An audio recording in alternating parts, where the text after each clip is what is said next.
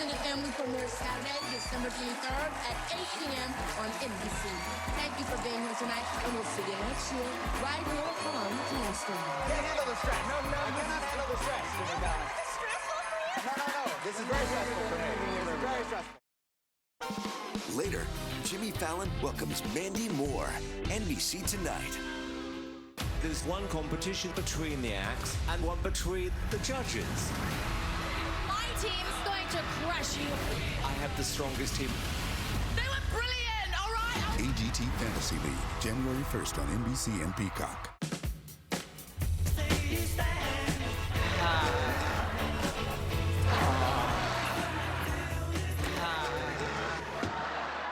You're early. Extended Family, January 2nd on. Right now on 5 on Your Side at 10. School fights getting out of control in North County. People are getting hurt. People are having to go to the hospital. Tonight, the community meeting to stop the violence.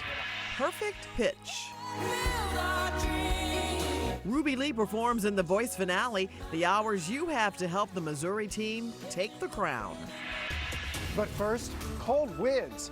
Today's gusty wind delivered the cold air, while we only have one frigid morning before another change comes our way. A frigid night across St. Louis. Temperatures are plummeting to the coldest night of the season so far. Good evening, everyone. I'm Kelly Jackson. And I'm Mike Bush. A winter feeling tonight, 1 week before Christmas, but it won't last. Chief Meteorologist Scott Connell is here to tell us how cold it will get overnight. Well, it'll be cold enough to really add those extra layers tomorrow morning. The good thing is you won't have the winds tomorrow morning like we had this morning. We're talking temperatures already dropping into the 20s away from town. Look at Lake St. Louis and Pacific, down to 27 degrees right now. Troy's there, Edwardsville's 26.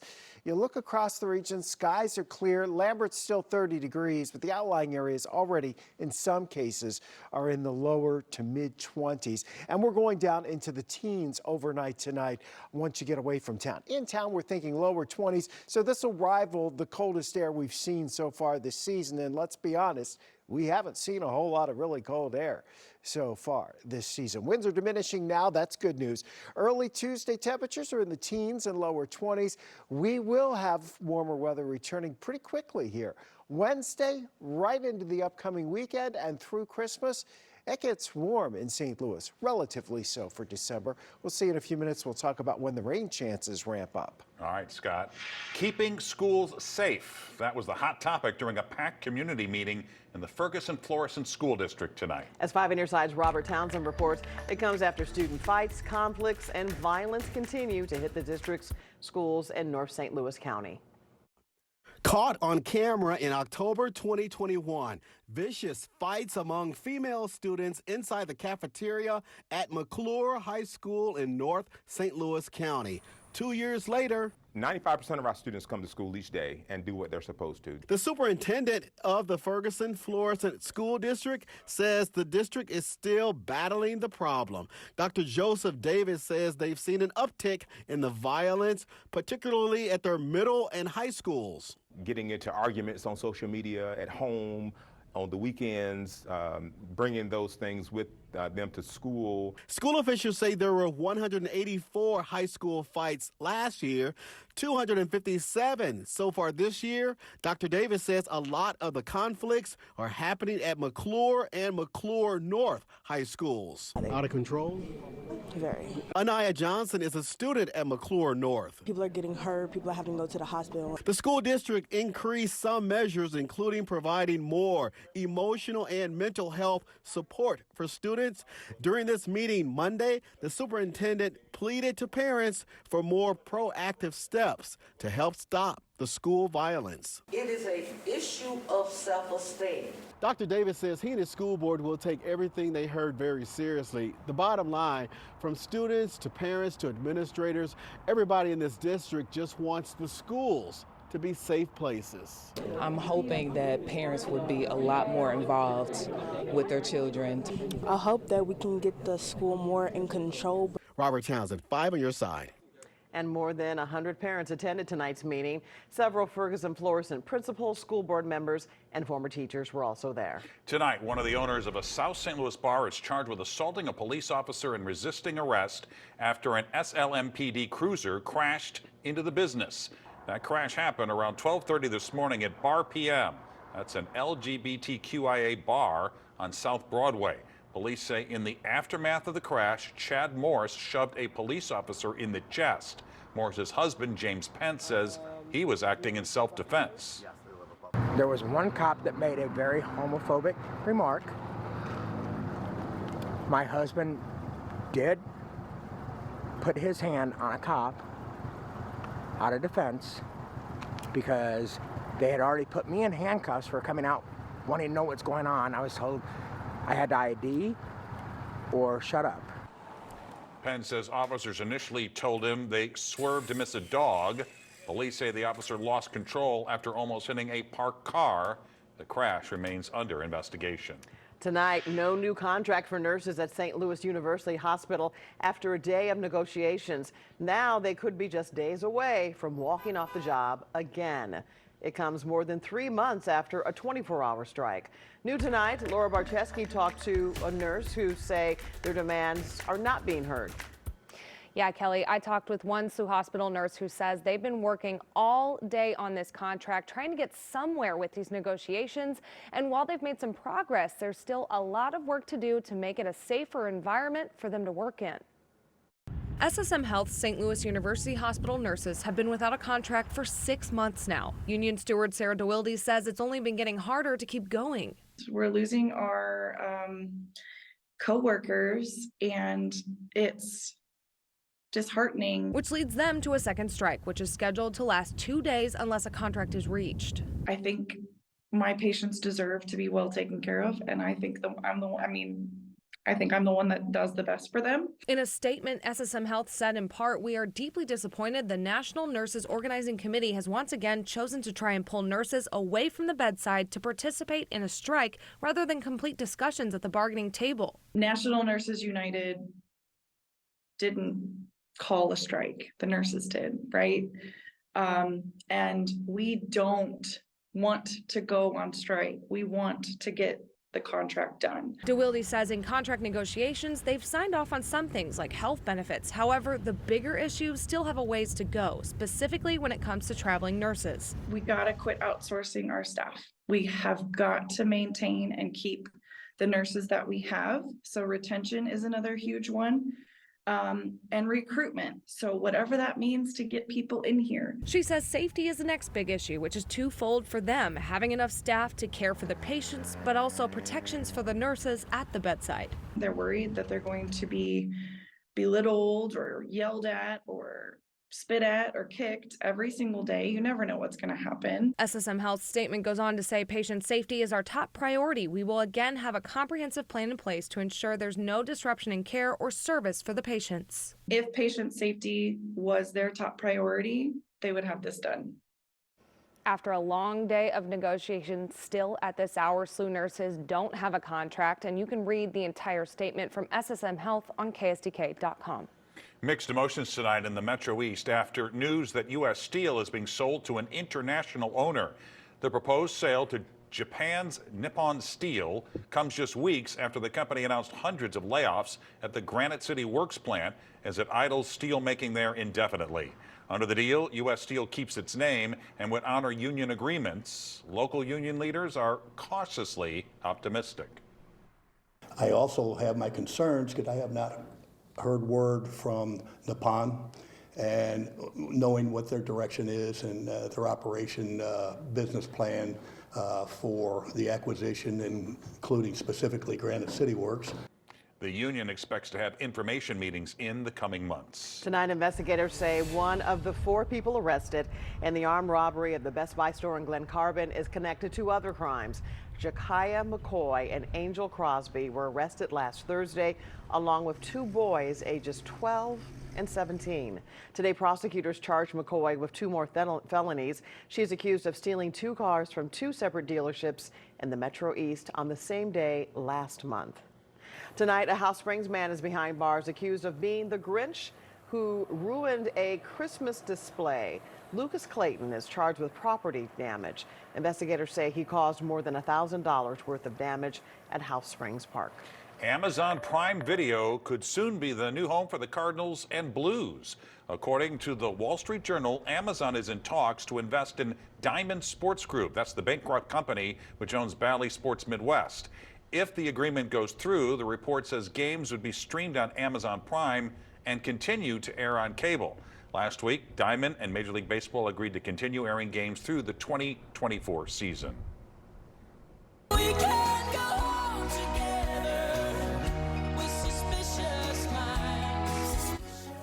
That's Ruby Lee channeling the king of rock and roll in hopes of taking home the crown on NBC's The Voice. As you saw right here on 5 on Your Side, the 16-year-old from Foley, Missouri also performed the Eagles' classic ballad Desperado during tonight's season finale. The youngest singer in the competition delivered what could be the biggest performances of her life, and tonight she needs your support more than ever. Our Annie Krall was with Ruby's friends and fans as they cheered her on. Missouri's own Ruby Lee brought a tear to people's eye during Monday's finale. This 16-year-old performed Elvis's Suspicious Minds, only the second time in the show's history. Congratulations on getting this far. You've done so well. You've hung in there. I know it's been tough, long journey, but I'm so proud of you. While Ruby brought down the house in L.A., her growing fandom gathered at Corey's Twin Gables in Marthasville. I had a couple people from Foley who showed up, and I was like, oh, so you know her? And they were like, no, we don't know anybody in our town. We're just so excited, you know, and they're like that nobody's neighbors, that it's just so rural and far away, so they were pretty excited. Best part is the fact that her follower count since she's got on the show has times 1,000. She needs all the support she can get to win the competition and give Coach Reba McEntire her first win. Now, making homemade signs is just the beginning here for Ruby Lee for the fans in Marthasville. I just spoke with a woman who said she has texted everyone in her phone contacts and has made a spreadsheet with hundreds of people's names on it to remind them to vote for Ruby Lee on Monday. I mean, not everybody's from a big city, you know. There's a lot of people from small towns and everybody's rooting for her. I mean, she's awesome. Because nobody's going to just give this to you because you say you want to be a singer at 9 years old. And she has just absolutely just taken that advice and ran with it. She works incredibly hard, harder than I would have ever dreamt that any of my children would ever work. Different artists already want to collaborate with Ruby, though she can't say who. Potentially, Tyler Childers would be really cool. Billy Strings. For the rock side, Green Day. If anyone out there knows Green Day, please, I beg of you, like, please get me in touch. Yeah, I think they would all be really cool to work with. I think Green Day would be cool to work with, you know, because, like, people don't expect it. And it's, like, one of my favorite bands of all time. Reporting in Marthasville, Annie Krall, 5 on Your Side. Well, we'll find out who will be crowned The Voice tomorrow night at 8, right here on 5 on Your Side. Ruby's family says she needs a lot of new voters to pull out the win. Voting is live now on the Voice website and app. From now until 6 a.m., you can vote once on each per email address. For more information, text the word Ruby to 314-425-5355, and we'll send you a link. A major shift by the Vatican. Tonight, the message from the Archdiocese of St. Louis to local Catholics in same-sex marriages. From under the tree to straight back to the store. Probably an ugly, ugly purse that I had to return and try to exchange without the person knowing that I'm exchanging it. Tonight, we're unwrapping store policies for stress-free returns. It's not a stress-free forecast. We get the cold air out of here. That means it's not a white Christmas. And now, the way it's looking, a wet one. We'll track all the changes in 6 minutes. Tonight, the Archdiocese of St. Louis is responding to a radical change on the Vatican's policy on same-sex couples. Pope Francis formally approved a new doctrine allowing priests to bless people in same-sex relationships, but the policy does not validate same-sex marriages. In a statement, the Archdiocese says, quote, "This announcement is a reminder that we nurture and promote the Church's closeness to people in every circumstance in which they might seek God's help and grace." Tonight, a popular clothing brand says it is having a hard time fulfilling orders ahead of Christmas. VF Corporation, which owns Vans, North Face, Timberland, and several other brands, says it fell victim to a cyber attack. The full scope of the attack still isn't known. Shoppers on the company's websites are being warned about disruptions to delivery dates. Well, many of us are busy shopping for the perfect holiday gifts. But what happens if what you give or get isn't quite right? Luckily, Consumer Reports has tips to navigate those post-holiday returns, refunds, and exchanges. Not all holiday gifts are winners. An ugly sweater. Probably an ugly purse that I had to return and try to exchange without the person knowing that I'm exchanging it. So don't feel bad if the gift you give isn't perfect. 40% of people say they'll be returning at least one gift this holiday. We try not to return things, but it's impossible, especially with all of the online ordering. To save your loved ones time and future frustration, it's important to check the return policy before you buy. Every retailer has their own policy, but many extend the window through the end of January, effectively giving recipients a month to return or exchange once they've gotten their gift. Walmart is allowing most items purchased between October 1st and December 31st to be returned until January 31st. Over at Target, you'll have through January 24th to return electronics and entertainment items. At Best Buy, make sure your returns are processed by January 13th. Holiday gifts purchased from Amazon will need to be returned by January 31st. A few more tips. If you're not sure you'll keep a gift, don't remove tags or rip the box. You might incur a restocking fee, which could be up to 15% of what you paid, if the packaging isn't intact. That's especially common for electronics. And for items purchased online, some stores allow you to make your return in person at their physical store. You can avoid shipping and restocking fees by doing this. And don't lose that gift receipt. Of course, if you don't have one, you can still ask for a refund or even store credit. If you receive a gift card, make sure you use it. Every year, millions of dollars in gift cards go unused. And by law, gift cards cannot expire for at least 5 years from activation. 24 hours later, it is still the talk tonight in southern Illinois. The U.S. Geological Survey says a 3.1 magnitude earthquake hit near Waltonville in Washington County last night. That's about a 90-minute drive southeast of St. Louis. No homes or buildings were damaged, but the tremor did rattle some people in town. And I have these little baskets hanging on my wall, and they kind of started to shake a little bit. I heard the noise first, sounded like thunder, and then it kind of lingered on. It sounded like the furnace fell on the ceiling. The town sits right between the New Madrid and Wabash faults. The minor tremor came nearly 212 years to the date of the beginning of the New Madrid earthquakes. Chief Meteorologist Scott Connell joins us now with the weather first forecast. It wasn't an earthquake, but man, the wind was strong today. Yeah, that wind was howling this morning. Gusts around 40 miles per hour were very common around the St. Louis area. Over at Scott Air Force Base, 45 miles per hour. Up at St. Charles and Smart Field, 45 miles per hour for your peak wind today. 46 actually in St. Charles. Now we're down into the 20s. In fact, DeSoto is 22, Salem is 23. So is Litchfield now. And while it's not as windy as it was, we still have a bit of a breeze in many locations. Feels like it's 14 in Litchfield. Rolla with a wind chill of 18 degrees right now. As we go through the overnight hours, we stay clear. Those winds keep dying off. We've dropped to 30. Look how dry the air is. Dew point's just 13 degrees.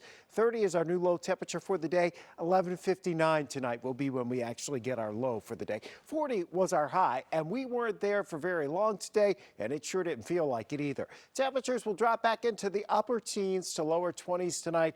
For many of us, it'll be the coldest morning we've had so far this season, especially in town. Not by much, but still, we haven't had a lot of cold weather. We do moderate starting tomorrow afternoon back into the lower 40s. A few clouds start to roll in. Skies are mainly clear right now around the St. Louis area. Why do we have the cold air? Well, that big system that worked its way up the East Coast, now pushing into Canada, has pulled that cold air in and across our region. But as quickly as it dragged it in, we're going to see the transition to above average temperatures returning as we head towards Wednesday, Thursday, Friday, right through Christmas. So here we are Thursday afternoon. Clouds, they're on the increase tomorrow. By Wednesday, we're mainly cloudy. On Thursday, we'll bring in that chance for a few showers Thursday evening, overnight Thursday into Friday. The main action, the main weather front is still to our north. We're still on the warm side, but we do increase the chances for rain here as we go into Friday. These will be showers. It's not going to be a continuous rain all day long. And there's more of that on the way as we head into the weekend. Saturday's probably our day where we get a break. Temperatures will be in the mid to upper 50s. Wednesday, Thursday, Friday, Saturday. Sunday is Christmas Eve. While the chance for rain increases, it really does so later in the day and into the evening. So as we look at that forecast focus for Christmas Eve into Christmas Day, it's really mild. There's no question it's all rain. Temperatures well into the 50s. If we can squeeze a little sunshine out at some point during this time, we might hit 60 degrees in between those showers. More of a spring-like pattern than what you would expect at Christmas time. Definitely not a white Christmas in St. Louis this year. Frank Cusimano wants to play golf on Christmas Day. The problem is it's going to rain. Yeah. Well, but maybe not all day. Okay. All right. Frank can play in the rain. It doesn't matter. You could. Speaking of Frank. He's not salt. He won't, dissolve. Well, there is a member of the Blues on the hot seat. We will tell you who next. A former Mizzou great quarterback gives us his take on Brady Cook, and you are going to meet a 66-year-old man who will amaze you. The Sports Desk is sponsored by Jim Butler Chevrolet, the Midwest's #1 Chevy dealer 10 years running. The Blues are in Tampa tomorrow, and Jordan Kyrou is at a crossroads in his career. An insensitive comment, then booed, then cried, and then cheered after a 3-point game Saturday night.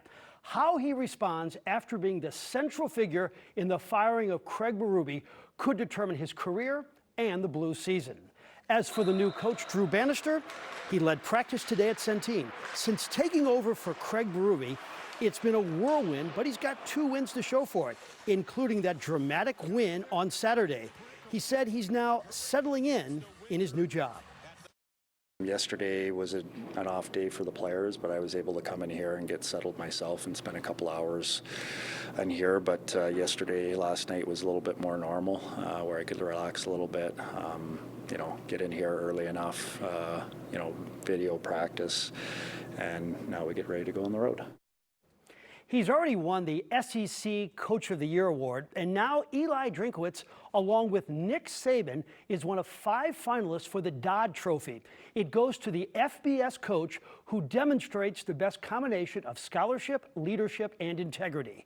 Pete Woods demonstrated all of those characteristics as the quarterback at Mizzou. In fact, in 1976, this 2-point conversion beat the Buckeyes in Columbus in the dying moments. The last Mizzou quarterback to win against Ohio State.